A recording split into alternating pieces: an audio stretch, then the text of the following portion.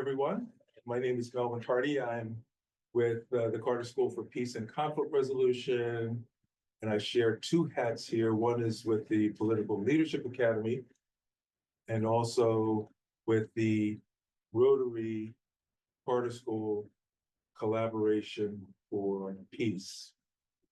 In this context, we are under the aegis of the Political Leadership Academy here at the Carter School. And our discussion today is around the issues of nuclear weapons policy and civil society activism. So I want to welcome all of you to George Mason University. Each semester, Carter School Peace Week brings together faculty, students, and alumni, as well as friends and partners from across the peace and conflict resolution community for a week-long conversation about how to effectively address urgent issues of peace and justice. Our theme for our fall 2024 Peace Week is Horizons of Innovation and Entrepreneurship for Peace. In this session, we will talk about the issues of nuclear weapons and our adoption of personal agency in advancing the cause of a world free from nuclear weapons. I will introduce our panelists in just a couple of minutes, but just let me run through how we will proceed going forward. Our theme is to look at official U.S. nuclear weapons policy, how the analysis of that policy exists amongst the arms control community, and how we in civil society can support the issues of peace, security, disarmament, and nonproliferation. The big issue for me in my teaching practice here is to look at the role of civil society actors in all things peace, justice, and human flourishing. So our purpose is to inform and educate all of you in the audience, both in person and online, in matters of statecraft and peace, security, and nuclear weapons disarmament and non-proliferation. We also want to encourage your engagement with our official analysis and activist communities in a symbiotic relationship. And we want to lift the role of our civil society actors in the quest for a world free from nuclear weapons. So there is something that one of the board members of the Arms Control Association, Randy Rydell, lifts as something, a statement from Dag Hammarskjöld, former Secretary General, and looking at what was called the Hardy perennial. Now, my name is Hardy. I have nothing to do with that statement by our former UN ambassador, but in my own studies in graduate school, Dag Hammarskjöld was really important. And I know I have a number of friends in Stockholm who knew him quite well, was part of the Democratic Party. So that Hardy perennial is just just with sympathies in name. But the issue that Dag Hammarskjöld mentioned is that since the founding of the UN, this issue of nuclear weapons, from the initial detonation at Trinity, and then the atrocities wrought on Nagasaki and Hiroshima, it's one of those things that is perennially discussed at the UN around abolition issues. So I look at a world in a binary fashion, and the issue for me is navigating complexity and the matters of simplicity. The simplicity for me is always about human flourishing, and both the Hippocratic and Code of Maimonides to say do no harm. In the matter of complexity, in the post-Columban era, we have since the 1500s, a new style of capitalism which gives rise to a different form of political economy, matters of state, matters of markets, and matters of civil society. And that undulating emphasis, one on the other, is how we engage in analysis of political economy. So in my own view, I think, having been a Brzezinski student and a Kissinger student, with the rise of the Trilateral Commission under Jimmy Carter, whose name we have taken at this school, the Trilateral Commission is one in which deserves great study. But I seek to evolve that Trilateral Commission into a pentagonal commission that centers the arts, culture, and humanities practitioners, but to include the Global South. I call that the Pentagonal Commission.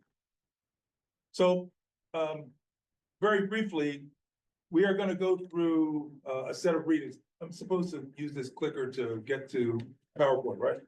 I have to share it. Hold on. Okay, let me, yeah, if you can share the screen. That's the opening page there. You can go to the next one. And the next one, the next, okay. So as I talk about the soft science of understanding the arts, the American Academy of Arts and Sciences produced a major project called Art is Work with a lot of sponsorship there. It lifts civil society actors. Jane Austen's Pride and Prejudice, I think, is a major piece of literature that actually confronts this matter of looking at the old way of doing Old England into the changes wrought for modernity as worth engaging. Then there is the matter of human empathy and compassion. And there is the American Academy amplified this in their report on empathy in the future. We have the UN Pact for the Future. And we've also got what I already referenced, what I think about the Pentagonal Commission on the Arts. Next slide, if I could. I can do it. Can you not? There it is. So John Steinbach here is a member of civil society and nuclear weapons abolition activist par excellence, and has been around the field a long time. And I have been a part of this annual tribute to those who have signed the Treaty on the Prohibition on Nuclear Weapons, and those we're encouraging for that signature. Recently, 3 nations, the most recent signatories are the Solomon Islands, there we have Sierra Leone and Indonesia, and we provided certificates to those embassies to congratulate them on their signing. So this is a copy of those signatures, and as you can see, there are a number of civil society activist groups engaged with this, including Code Pink. I think we've got a number of Code Pink officials on our advisory board here. Peace Action, you can see the groups that are listed there. Notably, Pax Christi, we have in Washington, D.C., a major figure who is engaged with the Pope in the effort to have him to deliver an encyclical on a just peace, and accommodating the traditional approaches to St. Augustine's just war theory. So let's hope that we can get to that at some time. I can do the next slide, I think. Yep. And then there's a hard-edged science of policymaking and decision-making. Here we have official statements by there. You'll see Valerie Stewart has delivered an address. These are all this year, so it's current policy. This is an interview with the Arms Control Association that Mallory did with Daryl, I think it was, that's right. And then the Carnegie Endowment produced their future of US nuclear arms control policy. CIPRI, I think, is produced their report on nuclear weapons and military alliances, what they think is really good. And then there's Randy's, look back so many years of looking at the Hardy Grant. But John is going to talk in a few minutes about, he's done a report on Israel, which is very prominent in our news today. Vincent Ntandi, who has delivered an address to us before, is presently in South Africa, looking at the issues of racism and nuclear weapons. And then a major biography. These links are all hot in the reports that you can get from this PowerPoint, which is freely available. Is to look at the bibliography from NATO around this matter of nuclear weapons control. So with that, please allow me to introduce our three panelists. Xiaodon Liang is Senior Policy Analysis. Dr. Liang is Senior Policy Analysis at the Arms Control Association. Has written so much around this issue. Most recently at the Arms Control Association meeting, he moderated a congressional panel on the issues of nuclear weapons. So, and arms control general. He is also supported at the Arms Control Association by Hiroshima native, I think, Shizuka. Kuramitsu, sorry, I've gotten the spelling wrong and the pronunciation wrong. And she has a distinctive approach to this because she knows Hiroshima well, and we all have common friends as well. John? And then there is John Steinbach, who leads the Hiroshima Nagasaki Peace Committee. Oh, I was supposed to do the next slide. Of the National Capital Area.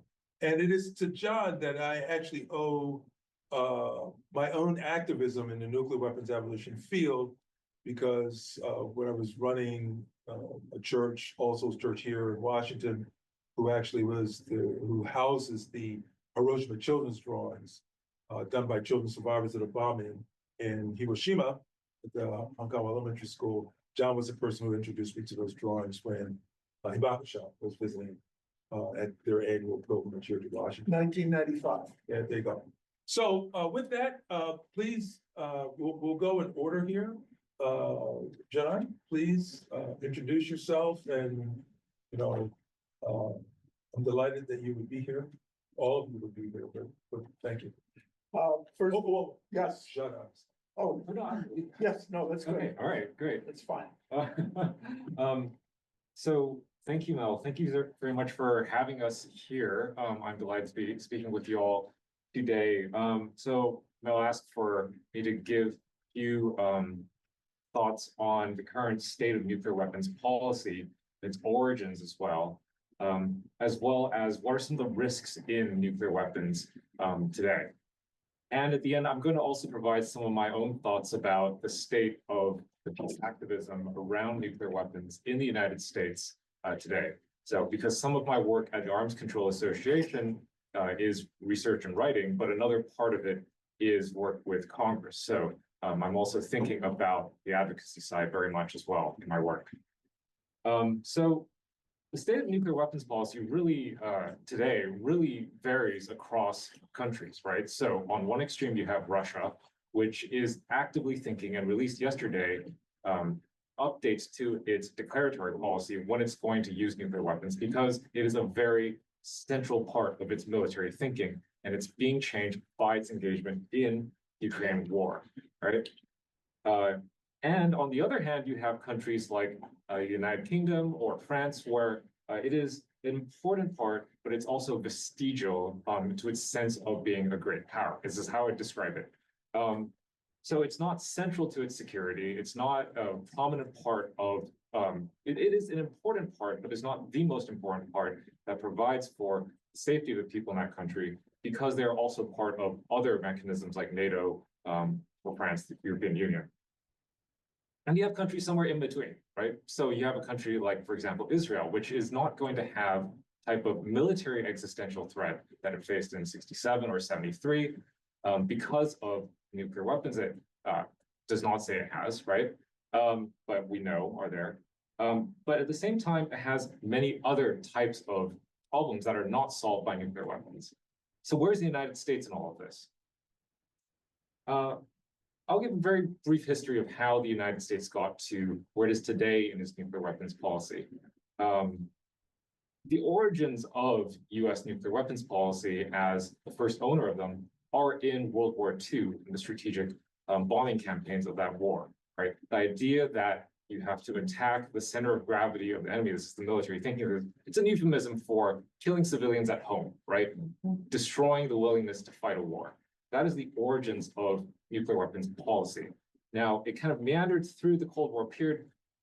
There was an attempt to target weapons instead of people, right? This is what we call counterforce targeting, which is another polite euphemism for we will kill fewer people, but we focus on the enemy's military and its nuclear weapons. But by the end of the Cold War, before the Reagan-Gorbachev breakthroughs, we were at a point where we had 30,000, Soviets had 40,000 or so nuclear weapons. And in the post-Cold War period, there was a realization that this was obviously unsustainable. It started at the end of the Cold War period, and we're going to be reducing the role of nuclear weapons in US national security policy. And part of that was the realization, starkly, I think everybody had to see that this was not a logical way to go about things. But at the same time, there was also a military argument for this as well, right? And this is important to realize. That's a lot of the support for reducing the role of nuclear weapons in US military policy had to do with the belief that in the unipolar moment, the United States had the most to benefit as the strongest conventional superpower if it reduced other countries' reliance on nuclear weapons and prevented the proliferation of nuclear weapons. So what's changed? I would say beginning in the last, about 10 years ago, is when the United States started discussing the possibility that, its folks in places like Washington, D.C., Virginia, think tanks, were talking about the erosion of US conventional superiority in East Asia, and the concern that the United States Navy would not be able to prosecute a war in the Taiwan Strait around Taiwan against China. And this became much more open conversation around that time period, say 2014, 15, 16. And as a consequence, a small number of people, and it's never clear to me how broadly this is held, had the kind of heretical belief, not heretical, they couch it in well understood concept of the what I like to call the cult of options, right? Always saying we need to prepare for all contingencies to give the president the most options possible, right? This is a way you can always justify all military spending, right? So in this period, some group of nuclear weapons analysts said, we need to be prepared to use nuclear weapons in a war in East Asia, maybe even use nuclear weapons first to prevent a war. And this is a conversation that was running through some of the officials in the Trump administration.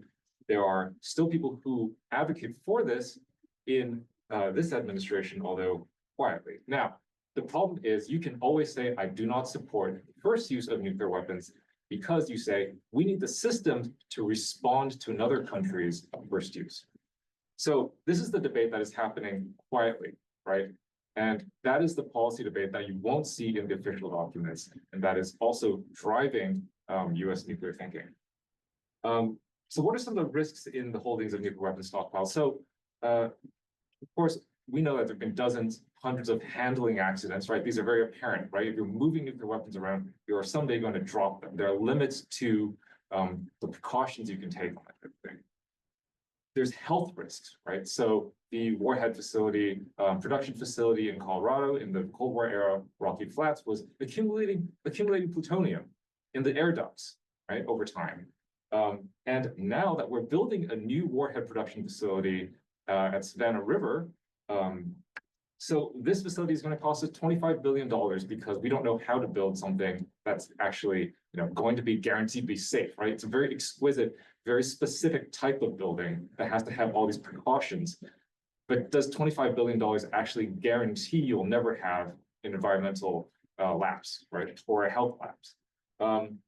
For a country like Pakistan, you have to worry about terrorism and theft. This was a very serious concern after Pakistan acquired nuclear weapons, and it was also a very serious concern after the fall of the Soviet Union.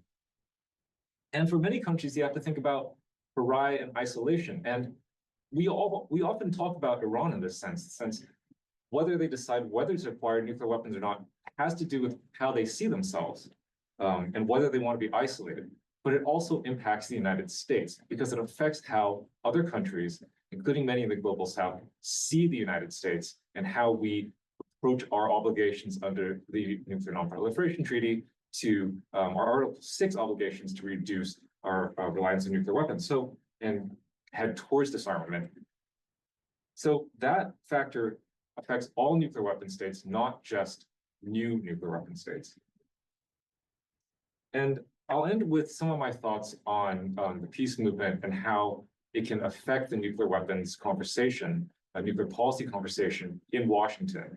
For all foreign policy issues, I think everybody's aware of this, is that the US electorate is generally not very engaged on these issues, and there needs to be some type of structures, I think, for a new way of engaging folks. So this is kind of the trillion-dollar question. How do we do that, right? So on nuclear weapons issues, there is a challenge and there's an opportunity. The challenge is that some of the issues are difficult to understand. I struggle with these every day. I'm learning new things every day. What were the negotiating stances of different countries at arms control treaty negotiations, right? What was the reason that we decided to make this bomb or not that bomb, right? So there's many specifics that are difficult to remember. It's a very highly complicated issue area. Now, the opportunity, though, is that money is policy. Money is truly policy, and you can really use the legislative branch effectively on nuclear weapons issues if you take money away from programs. And that unlike starting a war, which is very much a presidential power, right, or the president to lead on those issues, Congress can also play a very strong role in this issue because where you put that money, what you buy, what weapons you have, has a direct implication for this, the policy of the United States in ways that is more true than other areas of foreign policy. So what does that mean? I think it's very important to rebuild local peace activism groups, right? So I work with local groups that are, they get on these coalition calls, they're interested in these issues, but they only represent certain parts of the country, particularly parts that are directly affected by health, environmental impacts. Other areas need to be engaged on these issues so that when we go to a congressperson and we say, hey, hello, we'd like you to co-sponsor this resolution or this bill, they can also hear from their constituents that there's a framework for building support for this. And the last thing I'll say in this area is that it's important to be pragmatic and ambitious at the same time, right? And to support actions that can stop an arms race, maintain the nuclear taboo, and move us towards a road to disarmament, and to disarmament eventually support policies across the spectrum when they are put before you and put before our Congress and our president. All right, thank you. Thank you, sir. Thank you so much. This is quite a review, and your own personal perspective here, I think is going to be a clarion call for those of us in civil society to actually engage with those of you who think deeply through these matters, to give us more guidance about our own personal agency for engagement and involvement in the issue. And with that, Shizuka, you have a very distinctive navigation of both a personal life experience, family of origin issues, as well as professional engagement with issues. So please allow us to get to know you better as well.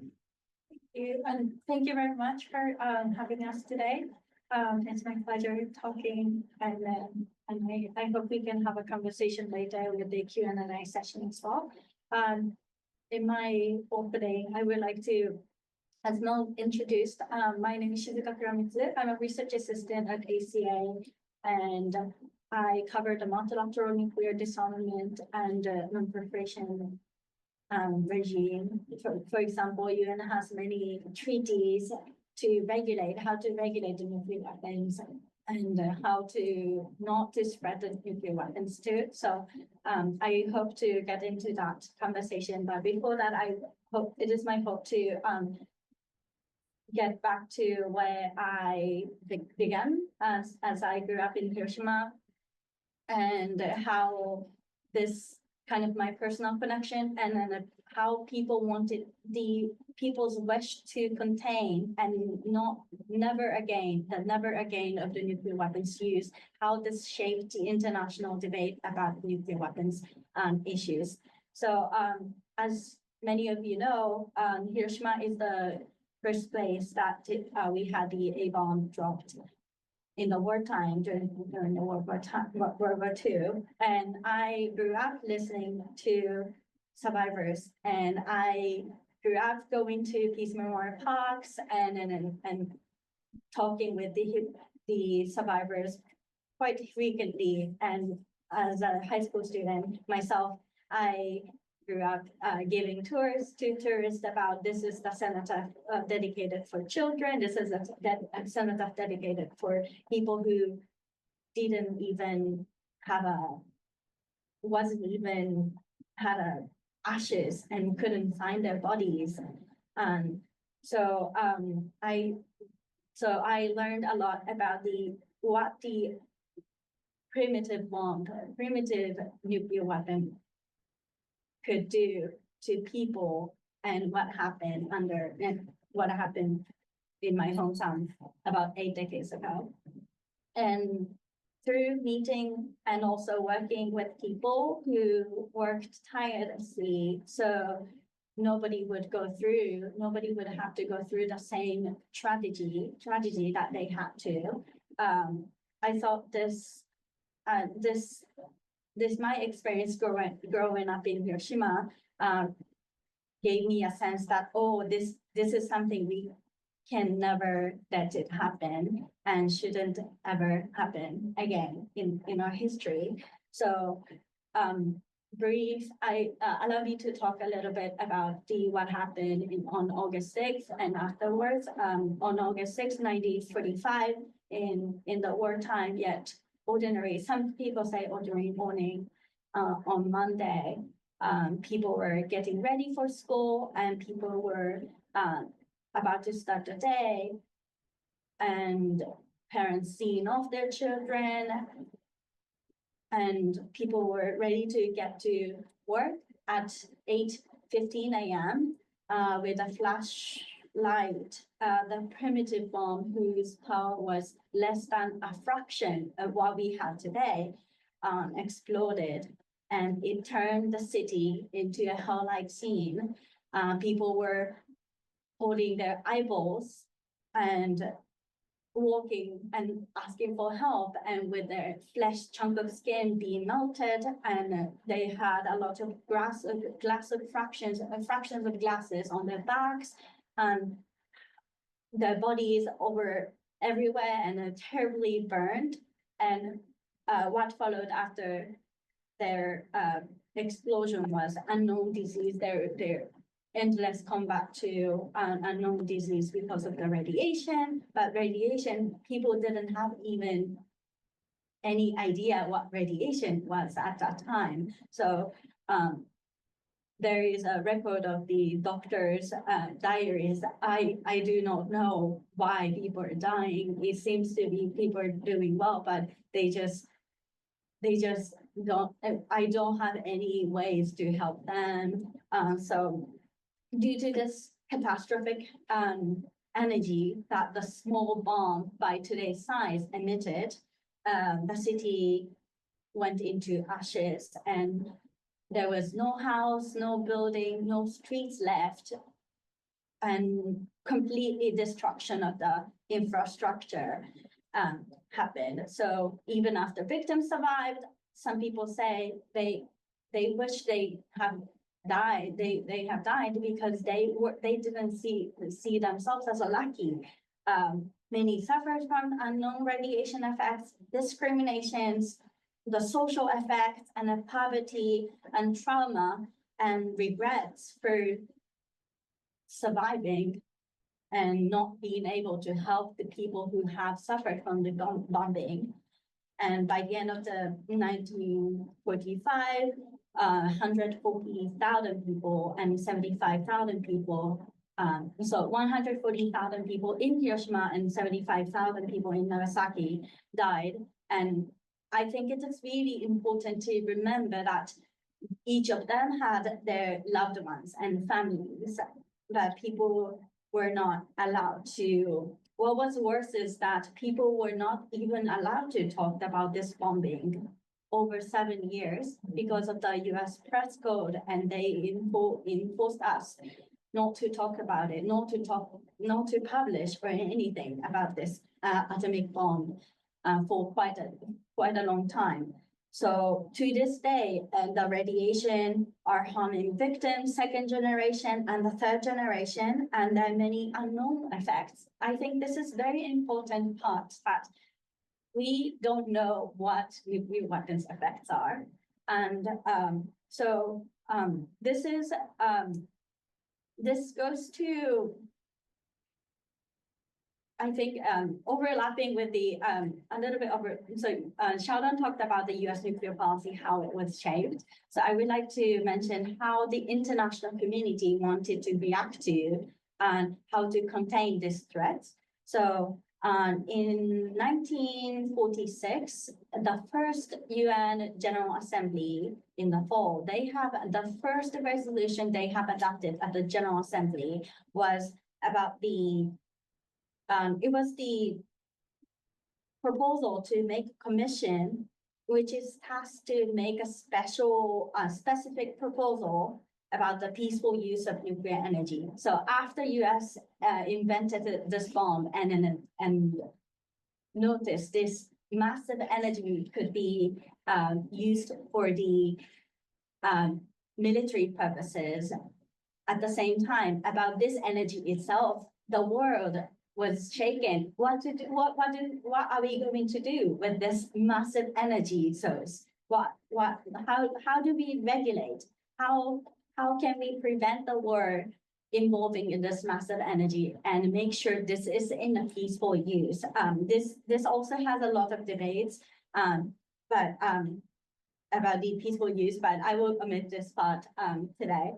And also the first resolution specifically writes to eliminate the atomic weapons and all kinds of weapons of mass destruction in their first resolution of the UN General Assembly document, the resolution. So the UN has tried to contain these weapons and try to regulate and non-proliferate this kind of weapons. A lot of the treaties and an organization's effort has been made for one of the primary example is the Non-Proliferation Treaty, which is often referred as NPT, signed in 1986, and it was extended in 1995. But with this treaty's extension, with this treaty, there is a distinctive fundamental rules that only 5 countries can have nuclear weapons, and all other states, they cannot have nuclear weapons. So there is a clear rule of have and have nots. And then these haves are the permanent 5 of the United Nations Security Council: China, Russia, United States, United Kingdom, and France. So and NPT, there's some views NPT has not been doing well, and some are saying, oh, at least we don't have 20 or 30 nuclear weapon states. However, the international, I think, not going into detail, I would like to mention the global frustration over the disarmament efforts over time, because in 1996, 5 countries committed and then promised they will reduce the disarm the nuclear weapons. However, look at what we have now. We have 125, I don't know, 12,500 nuclear weapons of the estimates as a global stockpile of nuclear weapons, and it's about to be modernized. It's not only even about the numbers, it's also about the quality. It's much more powerful than what we had before, and states are modernizing and also considering increase of their nuclear arsenals. So we say there is a vertical proliferation and parallel vertical and horizontal proliferation. So the global community is very concerned that we are increasing reliance on the nuclear weapons now. So one of the movements that the states with no power and no nuclear weapons, because of they were frustrated with the status of nuclear disarmament, was a 2010.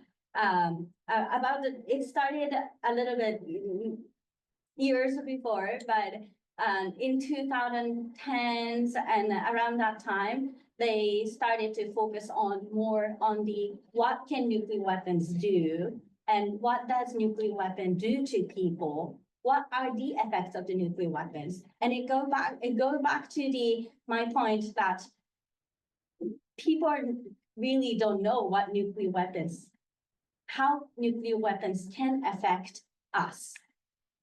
It was only used twice in the wartime, but like there are so many testing, over 2,000 testing of the nuclear weapons after that. But not many research has been conducted, not thorough research was conducted, how the nuclear weapons affect people, and how this is not only about the medical issues, this is also about the social and environmental, and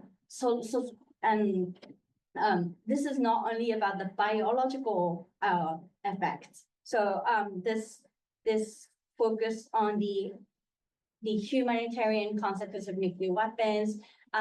They have the states that do not have nuclear weapons, and they decided not to have nuclear weapons. They decided to make a more momentum on how can we ban the nuclear weapons? How can we also make a nuclear weapons free zones? And this led to some of the movements, including the nuclear weapons free zones treaties movements, and also the treaty on the prohibition of nuclear weapons in 2017. So besides this, there are so many things that global community has done. So states have their own interest, right? Some of the states prefer to make more step-by-step approach. How do we prevent the proliferation? How do we verify? How do we keep the transparency about the nuclear weapons policy? So there are so many states focusing on their own agenda, and how there are so many approaches how they want to advance the nuclear disarmament. However, in my view, I would like to just close that. In my view, on how can civil society approach to this issue is asking for more research, for states to fund more research on the consequences of the nuclear weapons. And also civil society can also do that too. And that's what is happening around the nuclear ban treaty. The treaty itself has a mechanism to engage with the civil society scientists, and they publish a report and they do research on the consequences of nuclear weapons. So that research part, and also I think this is very important for the civil society to give a support, such as your certificate, sending a certificate to the states and like encouraging what states has done. And also, not all the states care about the nuclear weapons. Not all states have a capacity to care about the nuclear weapons. So providing their support, support on like a new writing or providing the support with briefing or informing and giving some support for the delegations, and especially for small countries, that is very important and for the civil society. Thank you so Thank you. very much, Shizuka. Listen, let me tell you,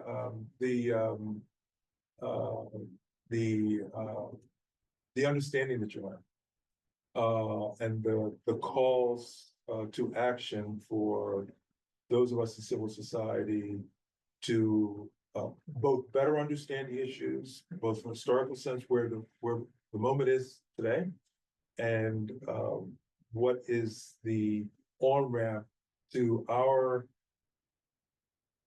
action and activism in the issue for a world food. It is very true that the issue of nuclear testing has been so impactful globally. Nations have been affected by downwind effects so importantly. So thank you very much. And I noticed very much your pen, the peace crane, very nice. And with that, well, thank you very much for your comments. I think, John, speaking of the peace cranes, I think you have amongst the things that civil society has created was these peace cranes that you died, and please tell us about your engagement in the nuclear weapons abolition movement. I see you've got some artifacts here. Since we're talking about creative class activism, please allow us to know more. Yeah, well, yeah, it's great to be here. I'm sorry I was a little bit late, but I never imagined it would take over an hour and a half to get from Centerville to here. So the traffic is really bad. I'm somewhat overwhelmed with the presentation because there's so much food for thought. So to relate to our friend Xiaodon's opening statement, you mentioned that Russia announced the new strategic policy yesterday. And so when I was looking at it, just very, very briefly, what struck me is that Russia now is more or less aligned with the US published nuclear strategy. So the headlines are, well, Russia is now going to, target non-nuclear nations, but we can go back to Bill Clinton with his nuclear posture review, and he was the first to say, we will use nuclear weapons in the context of, quote, unexpected military developments. And then George Bush Jr. went even further than Clinton did in terms of targeting non-nuclear states. So Russia is now, in my opinion, is catching up to where the US was. And, in that context, the only major nuclear power that actually has a no first use policy, at least for today, is China. I'm not sure what that means, but at least on paper, that's what they say.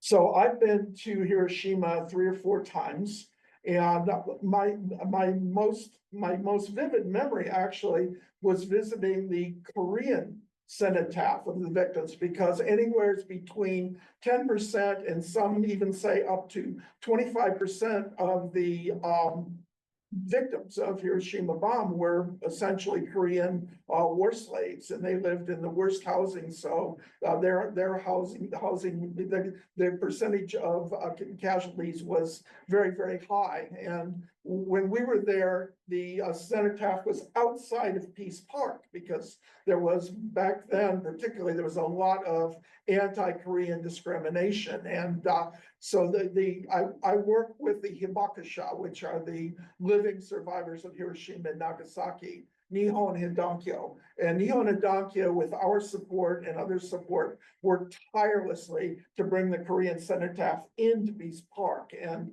so if next time I go, I'll visit the cenotaph and it'll be there in Peace Park where it belongs. So So thank you so much for, much food for thought. And I hope that we can talk informally later as well. So I came here prepared to talk about the role of culture in the disarmament movement. And I told Mel that I want to go back, 2,000 years, and I'm sure that we could go back further than that. But there was I believe it was Euripides wrote a play called Lysistrata. It was a comedy. It was a farcical comedy. But the idea was that the women went on strike and said to the men, well, no more sex until you stop the war. And that was an example of popular culture, using, in this case, using satire. And we can go through the years. So we can look at England, when Ireland was a colony of England, and the policy was barbarous, that hundreds of thousands of Irish children were starving to death. And Jonathan Swift wrote Gulliver's Travels about Gulliver being tied down. That was an allusion to the British Empire. And then he wrote a famous story about how to properly prepare and eat the Irish babies. So using this over the top satire. But then we could go to Japan, Imperial Japan, 20s and 30s, and then also Iran during the reign of the various Shahs. There was a book called The Crown Cannibals, and it talked about how popular culture was used to undermine the rule of the Shahs. Poets and playwrights, mostly women, by the way. And then in Japan, so there's a tradition in Japan of haiku poetry. And it was traditionally, it's a very strict structure. And so what happened is some of the great haiku poets broke away from that really rigid structure, and it was subversive in a very militaristic society, and it was seen as subversive. And one of the not well-known stories is how the Japanese empire and military tortured and killed so many of the great Japanese poets because they felt that they were being subversive and they were undermining the war effort. And this continues. So I'm 78 years old. And so I came of age during the Vietnam War and actually volunteered for the Vietnam War. I was in the Coast Guard in Hawaii, and 18 years old, very naive. And what happened is that there was, a gradual rise of an anti-war movement. And we're talking about anti-nuclear, but one of the points that one of our members, Rick Tingley Clements, made was, in order to confront the nuclear policy, you have to understand that nuclear policy is an outgrowth of the war policy, which was brought up earlier. So that if we're really serious about confronting nuclear war, we have to be equally serious about confronting war itself. And so what happened is, starting in the mid-60s, we had a series of, in so many different genres, #1 anti-war songs. We had Eve of Destruction by Mary McGuire, which was maybe 64, 65, an early one. And we had Marvin Gaye. He did What's Going On and Inner City Blues. And we had Creedence Clearwater Survival, Fortunate Son. We had what I consider to be the ultimate anti-nuclear war song, which was Crosby, Stills and Nash. It was actually Paul Kantner of Jefferson Airplane that wrote it. And both of those groups had a hit version of Wooden Ships, which was their vision post a nuclear apocalypse of sailing on a wooden ship to a new world in a hopeful future. So the point is that in all of these cases, it is popular culture that is leading the movement. And somebody talked about the scientists. I think you talked about the role of the scientists. And so we're here in an Arms Control Association forum. And I would argue the Arms Control Association would not be here were it not for the anti-nuclear scientists movement. We had Leo Szilard and Einstein and so many of the others that formed the anti-nuclear movement and actually signed petitions and protested what the rest of the world didn't know about the bomb, and they were saying, don't drop the bomb, don't use the bomb, do a demonstration, and strongly influenced a lot of the military leadership. But they overwhelmingly opposed dropping the bomb, including MacArthur, including LeMay, including Eisenhower, including Leahy. Virtually all of the top military leadership said no. And that was largely due to the scientists. And out of that came the Bulletin of the Atomic Scientists, the Federation of Scientists, Pugwash.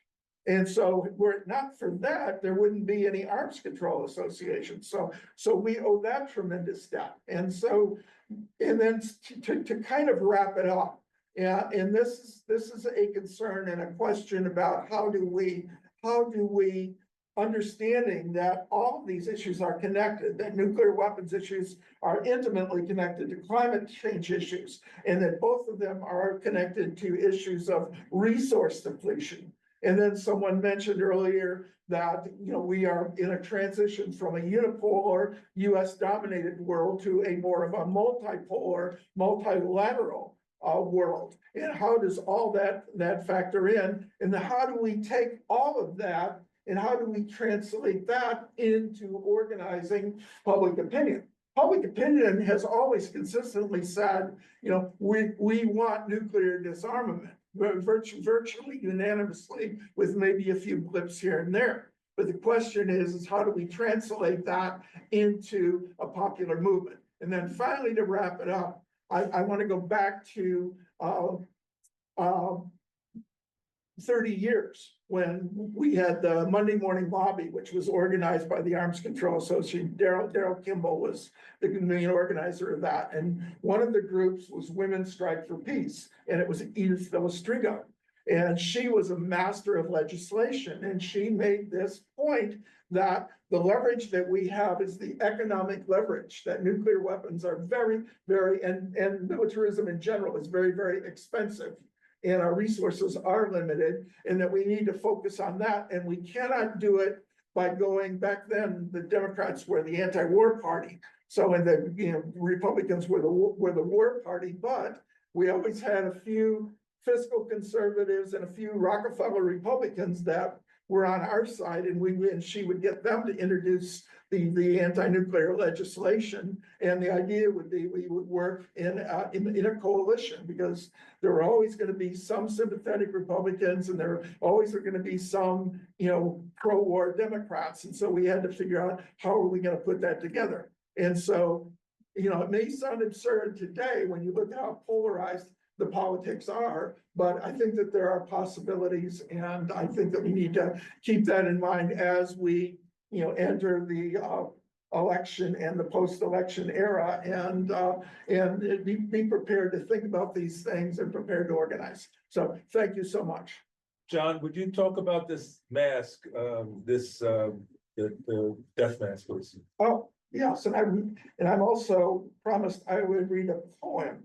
It's actually written by a Hibakusha who from Hiroshima, a good friend of mine, Professor Satoru Kanishi. So this is a Hiroshima death mask. It was created by Kazuaki Kita. And Kazuaki Kita, along with a Japanese philosopher by the name of Shingo Shibata, Professor Shingo Shibata, had this idea that the only way you can look at the horrors of Hiroshima and Nagasaki and nuclear weapons writ broadly is through beauty. So he took photographs of some of the melted faces that you talked about, and he created a series of death masks. This one actually belongs to Peace Action, and I think there were a total of 48 of them. And so if you look at it, it's absolutely hideous. is hideous beyond belief.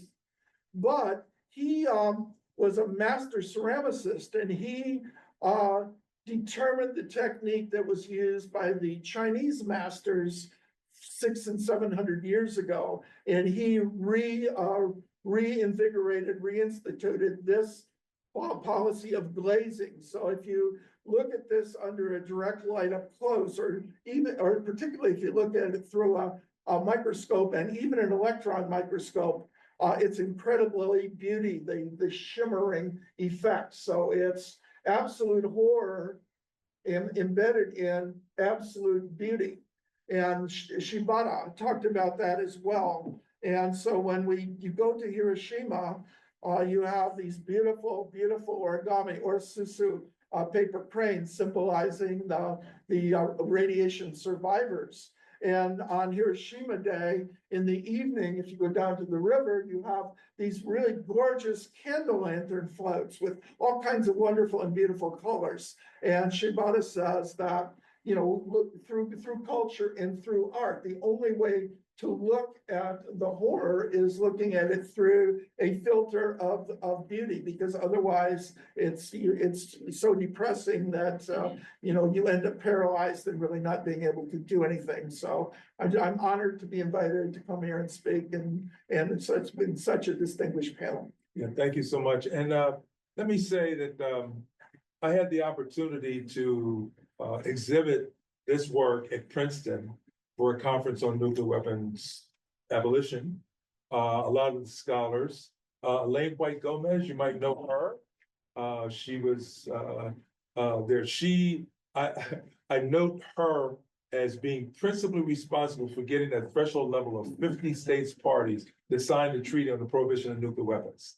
And she is now back here in Washington at Johns Hopkins. And so we revere her for her work. And now I think we have as many as 72 signatories to the TPNW. I think that's where we are right now. So this matter of the role of the arts, you might know that John introduced me to the Hiroshima children's drawings that were created at the Hankawa Elementary School in Hiroshima. And because of some gifts given to the survivors in Hiroshima at the time, the requited gift, where he's this gift of 48 paintings, drawings, crayon drawings that were given to All Souls Church. And there was a documentary film speaking very much to the story that you told, Shizuka. So I'm hoping one of the things that I'm taking away from this discussion is the invitation by all of you to engage all of us in civil society. And in my language, because of my predicate, those of us in civil society, and perhaps with a spotlight on what we call the creative class practitioners in civil society, to, I'll use one language that is confronting state capture by markets to create these weapons and an economic policy, but also to engage with our legislators and policymakers to actually engage. I go back to the June 1982 rally in Central Park, 990,000 people or so, to actually rally against nuclear weapons. The SANE movement and Peace Action and Freeze movement, but a lot of that underpinning for the activism was fueled by the music as a cultural artifact of engaging people in activism there. There was another one in England, also 1982, with these English women, hands 60 miles long, something like that. I have a picture of it. So to actually protest nuclear weapons. So a global movement. I do think that as we talk here today, we are all here in Washington, D.C., where we have the benefit of either thinking about these things or engaging both as analysts or policymakers, decision makers. But there is a big America out here. There is as you spoke to, people who might not consider that this is the central area in their lives. To the extent that it is an existential issue, to the extent that we can get a threshold level of people to actually understand what those issues are, and to actually find their personal agency and engaging with those of you who can guide us, then we need to work toward that end. I'm gonna put someone on the spot here. A young person who is both a student here and one of my colleagues here, a Rotaractor, who can speak to young people engaged in all kinds of issues around peace building conflict. So, Isabella, what are some of your thoughts around this, and how would you engage with this panel on the discussion that you've heard today? Well, I like all that I've heard so far, and I wish I could have like heard more before, but well, I think engaging civil society will always be something that becomes strong, especially because like people tend to not think about how powerful they are. They think that, of course, like the countries and states that use nuclear powers and many forms of power of weapons, and the ones that produce it, they have so much power. But I think like telling stories that connects it to civil society somehow and connects it to knowledge that people can have, not being in these high powers or in these organizations or institutions that deal with all these weapons. I think that is something that is very important to bring to light, especially because we see us so far away from these like weapon manufacturing and all of that. But many of the states and institutions that produce them or that kind of like have them in their power, they're supposed to be public servants. So they're supposed to hear the people. So that's why I think it's very incredible what I've heard so far and how to connect it, like all these topics to civil society and for people to really understand how they have a say in these type of issues. Well, thank you, Isabella. I mentioned that Isabella is a colleague, and her voice is always so very important.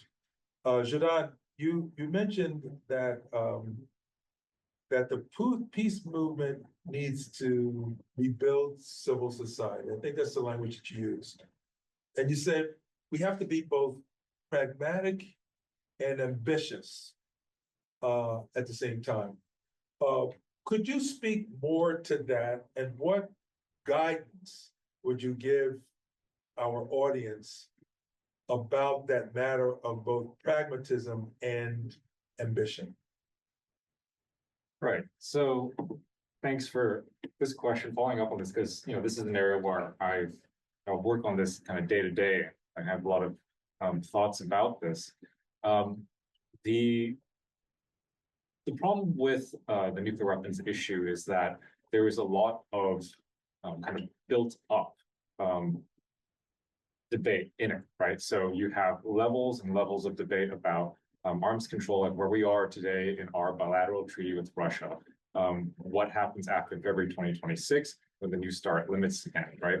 Same time, you have questions about nuclear non-proliferation. You have questions about what is the correct U.S. nuclear weapon policy.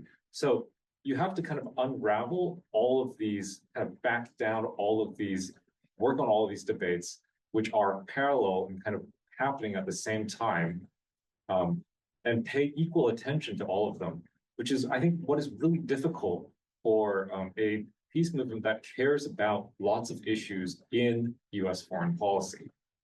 So there are still unresolved issues that I personally care about that are outside my work. I can think of so many of them to do with the U.S. presence around the world, and prioritizing an issue that feels like it's so embedded in stone, right? It's so it's ingrained in the Cold War history, post-Cold War history. You have known protagonists on each side, and it feels like a struggle that's not going anywhere. But that struggle is, I think, only kind of deadlocked nowadays because of a lack of attention. And putting more voices forward that say to your legislators, I want you to care about this issue. I want you to make progress on this issue, devote time towards it, right? That might not work everywhere, but it may help on the margins to move these debates forward. And that's what I mean by pragmatism. That doesn't mean that you have to go and say, well, actually, I like this nuclear weapon more than the other, right? That's not what it means, but it means making your voice heard through the systems that exist and in institutions that don't exist that you can imagine for organizing people in the future, right? Right. Because the peace movement as it is kind of an outgrowth of post-World War I, right? So it's a long history of institutions, local places, basically clubs, right? These are civil society organizations that were designed for a different time period when these social structures were very different. And we don't have unions, churches are declining. And what are the ways to organize people to do things in our society today, right? That's the question you have to answer. Fantastic. I would say that, reference was made to some of the other leadership at ACA. But for those of us on the ground, I think that many of us in the movement, one of the slides spoke to, some of the civil society, but there should be more. One of the papers that was indicated was Bonnie Jenkins, who established Women of Color Advancing Peace and Security. WCAPS is encouraging more women, but I'm a member, so to join in the better understanding of these issues around peace and security, but civil society activism in engagement with matters of the three pillars of political economy: states, markets, and civil society. We have to navigate these underlying influences of states and markets so that our voices are heard and our voices are influential. Your distinctive intellectual endowments to both of you are so important, and we appeal for those of us in civil society in our audience to be in engagement with you.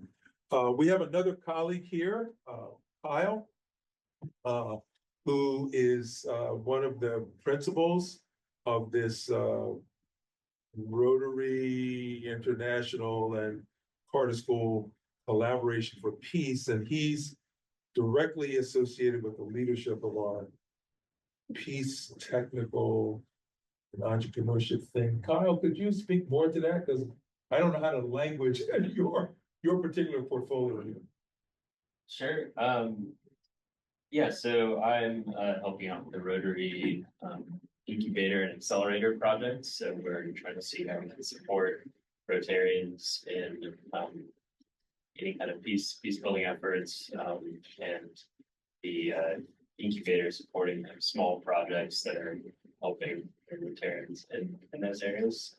And then the Center for Peace Tech is kind of an outgrowth of this peace engineering lab that we've had over the past 4 years that's trying to think about how we can apply engineering principles or technology practice, technology in general, to peace building. So I think, well, yeah, one of the things that I think is most interesting is actually what we just mentioned about just this large question of how do we organize people kind of in our modern society. And I think that, it's a question that I feel like for any kind of peace project, we're hitting again and again and again, because you can't even, it's hard to even organize like at a dinner with your friends. So how can you organize against such a large issue?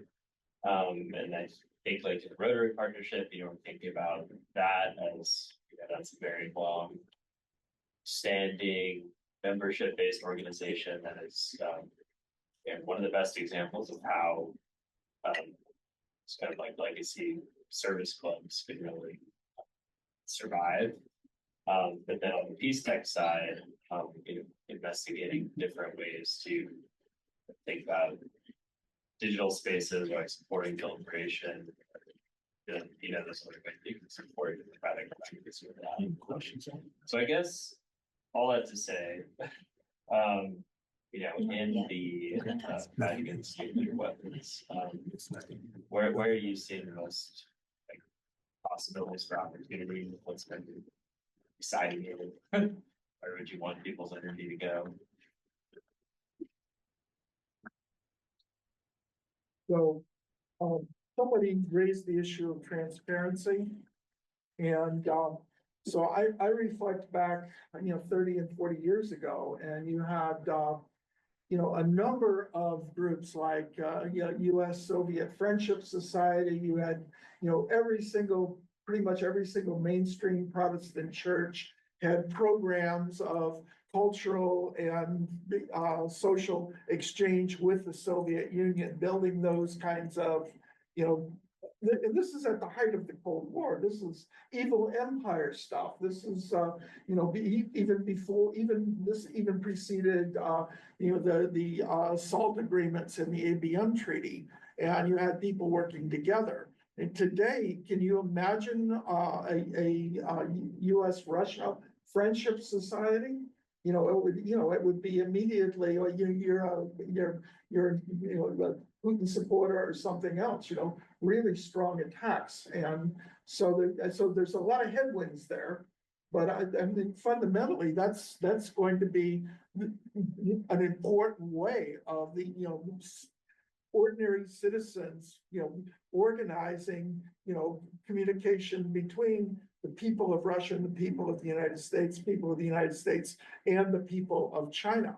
And there's always going to be, bureaucratic top down, trying to control it and so on. But what it was all about back then was really organic stuff. And so I personally made one trip to the Soviet Union. This was in '88 to Ukraine and Soviet Union. And so it was very interesting because that was the height of glasnost and perestroika.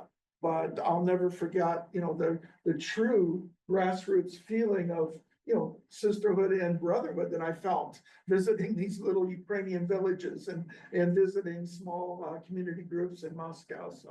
So I think that's, part of what's going on. And right now we have very little transparency. I mean, it's not even clear to me that there's a red phone that we had where, a hotline between, Moscow and Washington. I assume there is. I assume there's some sane voices in the Pentagon and in the Soviet General Command that talk with each other. But at the government to government level, there's not very much of that, and not very much, diplomacy that we have. When Nixon and Kissinger, and then even Reagan and Gorbachev, there were some diplomatic chops. It was not all, in your face confrontation.